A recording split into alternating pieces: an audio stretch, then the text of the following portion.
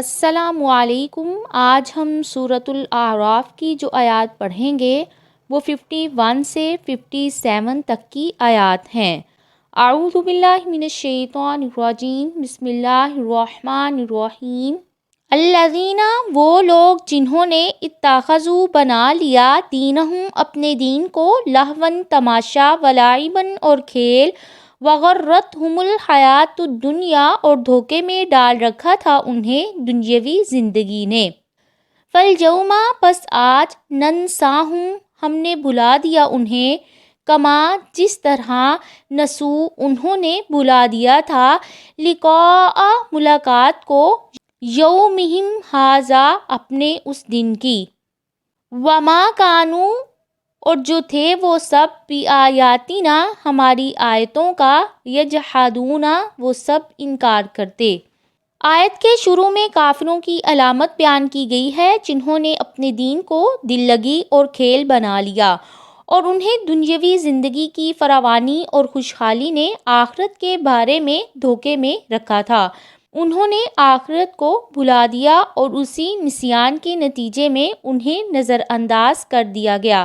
رسول اللہ صلی اللہ علیہ وسلم نے فرمایا، قیامت کے دن اللہ تعالیٰ بندے سے ملے گا اور فرمائے گا، اے فلاں، کیا میں نے یہ نہیں کیا کہ تجھے عزت بخشی، تجھے سردار بنایا، تیری شادی کی، تیرے لیے گھوڑے اور اونٹ تابع کر دیے، اور تجھے کھلا چھوڑ دیا کہ لوگوں کا سردار بنے اور ان کی آمدنی کا چوتھا حصہ ٹیکس لے۔ وہ کہے گا، کیوں نہیں اے میرے رب۔ اللہ تعالیٰ فرمائیں گے، تو نے یقین کیا کہ تو مجھ سے ملنے والا ہے؟ وہ کہے گا، نہیں۔ اللہ تعالیٰ فرمائیں گے، پھر میں بھی تجھے بھلا رہا ہوں جیسے تو نے مجھے بھلا دیا۔ یہاں نسیان کا معنی چھوڑ دینا ہے، کیونکہ اللہ تعالیٰ تو بھولتا ہی نہیں ہے۔ فرمایا، لا یضل ربی ولا ینسیٰ، میرا رب نہ بھٹکتا ہے نہ بھولتا ہے۔ اللہ تعالیٰ انہیں جہنم میں ڈال کر ان کی کوئی خبر نہیں لیں گے۔ یہاں بھلانے کے بدلے کو بھلانا فرمایا ہے، یعنی خواہ کتنا ہی پکارے ان پر رحم نہیں کیا جائے گا۔ وَلَقَدْ، اور البتہ تحقیق، جِئْنَاهُمْ، ہم لائے ان کے پاس، بِکِتَابٍ، ایسی کتاب، فَصَّلْنَاهُ، ہم نے تفصیل سے بیان کیا ہے اسے، عَلَىٰ عِلْمٍ، علم پر، ہدًى، ہدایت، وَرَحْمَةً، اور رحمت ہے، لِقَوْمٍ، اس قوم کے لیے، یؤمنون، وہ سب ایمان رکھتے ہیں۔ یہ کفار عذر نہیں کر سکتے کہ ہمیں معلوم نہیں تھا، کیونکہ ہم نے ان کی طرف یہ کتاب بھیج کر ہر بات کو کھول کر بیان کر دیا تھا، اور ہمارا طریقہ ہی نہیں کہ پیغام پہنچائے بغیر عذاب دیں۔ هل ينظرون، نہیں وہ سب انتظار کرتے، الا مگر، تأویلہ، اس کے انجام کا، یوم، جس دن، یأتی، آئے گا، تأویلہ، اس کا انجام، یقولو، وہ کہیں گے، الذین، ان لوگوں سے جنہوں نے، نسوہ، بلا دیا تھا اسے، من قبل، اس سے پہلے، قد، تحقیق، جاءت، آئے تھے، رسول، رسول، ربنا، ہمارے رب کے، بالحق، کی حق کے ساتھ، فہل، تو کیا ہے، لنا، ہمارے لیے، من شفعاء، سفارشیوں میں سے، فیشفعوا، پس وہ سفارش کریں، لنا، ہمارے لیے، او نرد، یا ہم لوٹا دیے جائیں، فنعمل، تو ہم عمل کریں گے، غیر، اس کے علاوہ، الذی، جو، کنا، تھے ہم، نعمل، عمل کرتے۔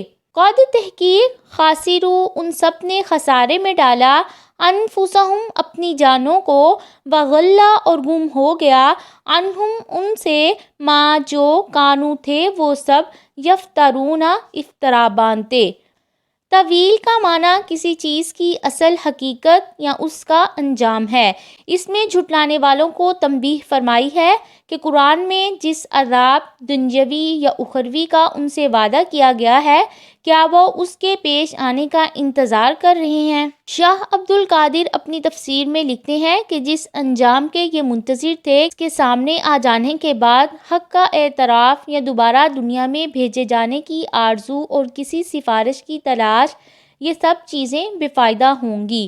اِنَّ، بے شک، ربکم اللہ، تمہارا رب اللہ ہے، الذی، جس نے، خلق، پیدا کیا، السماوات، آسمانوں کو، والارض، اور زمین کو، فی ستتی ایام 6 دنوں میں، ثم استوی پھر جا ٹھہرا، علی العرش عرش پر، یغشی وہ ڈھانپتا ہے، اللیلہ رات کو، النہارا دن کو، یطلبہ وہ پیچھے آتا ہے اس کے، حثیثاً تیزی سے، والشمس اور سورج، والقمر اور چاند، والنجوم اور ستاروں کو، مسخرات وہ تابع کیے ہوئے ہیں، بامرہ اس کے حکم سے، الا آگاہ رہو، لہو اسی کا، الخلق پیدا کرنا ہے، والامر اور حکم دینا ہے، تبارک اللہ بہت برکت والا ہے اللہ تعالی، رب العالمین جو تمام جہانوں کا رب ہے۔ حافظ ابن کثیر نے لکھا ہے کہ یہ 6 دن اتوار، پیر، منگل، بدھ، جمعرات اور جمعہ ہیں۔ تمام خلق انہی ایام میں جمع ہوئی تھی اور انہی ایام میں حضرت آدم علیہ السلام پیدا ہوئے تھے۔ اس میں اختلاف ہے کہ ان میں سے ہر دن ایام دنیا کی مقدار کے برابر تھا یا ہر دن 1000 سال کا تھا، جیسا کہ مجاہد اور امام احمد بن حنبل نے اس کی تصریح کی ہے۔ حضرت ابن عباس سے بھی یہ ایک روایت ہے۔ بہرحال یوم السبت یعنی ہفتے کے دن میں کوئی چیز پیدا نہیں کی گئی، کیونکہ یہ 7واں دن ہے اور اس کا نام سبت رکھا گیا ہے، جس کا معنی ہے قطع کرنا۔ پیدائش کا سلسلہ اس دن منقطع ہو گیا تھا۔ مستوی علی العرش یہ جملہ قرآن میں 7 مقامات پر آیا ہے۔ 8ویں جگہ سورۃ طٰہٰ میں الرحمن علی العرش استویٰ ہے۔ اس کے معنی ہے عرش پر بلند ہونے کے۔ سلف صالحین نے بلا تاویل اللہ تعالیٰ کو عرش پر تسلیم کیا ہے۔ منقول ہے کہ استوا کے معنی تو معلوم ہے مگر اس کی کیفیت ہماری عقل سے بالا ہے۔ اس کا اقرار عین ایمان ہے اور انکار کفر ہے۔ یہی مذہب چاروں اماموں کا ہے۔ بس عقیدہ یہ ہے کہ اللہ تعالیٰ ساری مخلوق سے الگ عرش پر ہے، تاہم اس کا علم اور قدرت سب پر حاوی ہے۔ الا لہ الخلق والامر یعنی جس طرح خلق یعنی پیدا کرنے میں اس کا کوئی شریک نہیں ہے، اسی طرح حکم بھی اس کا ہے، کوئی دوسرا شریک نہیں ہے۔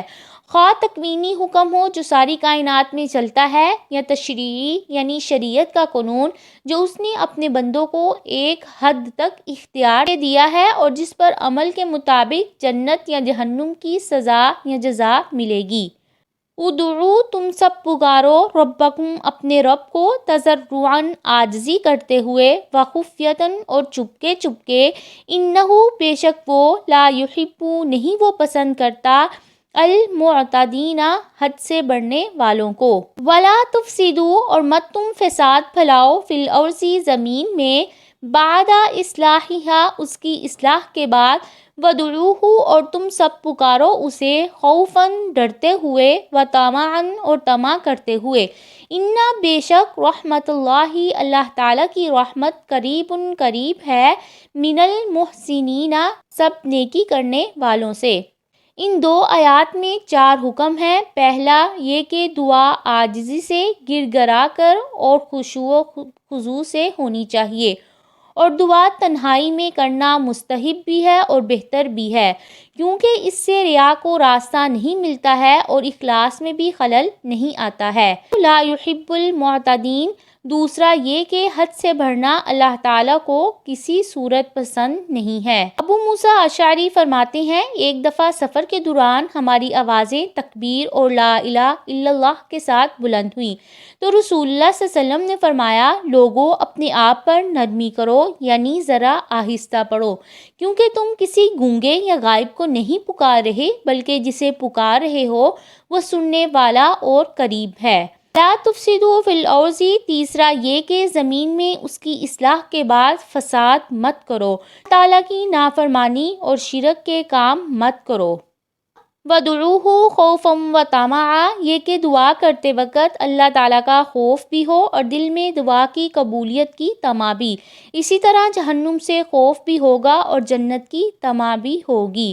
حضرت ابو ہریرہ سے روایت ہے رسول اللہ صلی اللہ علیہ وسلم نے فرمایا تم میں سے کسی کی دعا اس وقت تک قبول ہوتی ہے جب تک وہ جلدی نہ کرے، اور جلدی یہ کہے کہ میں نے اپنے رب سے دعا کی مگر اس نے قبول نہیں کی، کئی صوفیہ کہتے ہیں کہ دعا کسی طمع اور خوف کے بغیر محض رب کے لیے ہونی چاہیے، حتیٰ کہ ان میں سے بعض نے یہ بھی کہا ہے کہ میرا دل چاہتا ہے کہ جنت کو جلا دوں اور جہنم کو بجھا دوں، تاکہ لوگ کسی خوف اور طمع کے بغیر اللہ تعالیٰ کو یاد کریں۔ بعض کہتے ہیں کہ بس اللہ تعالیٰ مجھ پر راضی ہو جائے، خواہ مجھے جنت میں بھیج دے یا جہنم میں پھینک دے۔ بات کتاب و سنت کے خلاف ہے۔ رسول اللہ صلی اللہ علیہ وسلم اللہ تعالیٰ سے جنت کی دعا مانگتے تھے اور جہنم سے پناہ مانگتے تھے۔ جنت کی طمع اور جہنم سے خوف اللہ تعالیٰ کی رضا سے الگ چیز نہیں ہے، بلکہ جنت اللہ تعالیٰ کی رضا سے حاصل ہوگی اور جہنم بھی اسی کے غضب کا نتیجہ ہے، جس سے بچنا بھی اس کی رضا ہی سے ممکن ہے۔ ان رحمت اللہ قریب من المحسنین، اللہ تعالیٰ کی رحمت کے اصل حقدار وہی ہیں جو احسان کرنے والے ہیں۔ اللہ تعالیٰ بھی ہمیں ان لوگوں میں شامل کرے جنہیں اللہ تعالیٰ پسند کرتے ہیں۔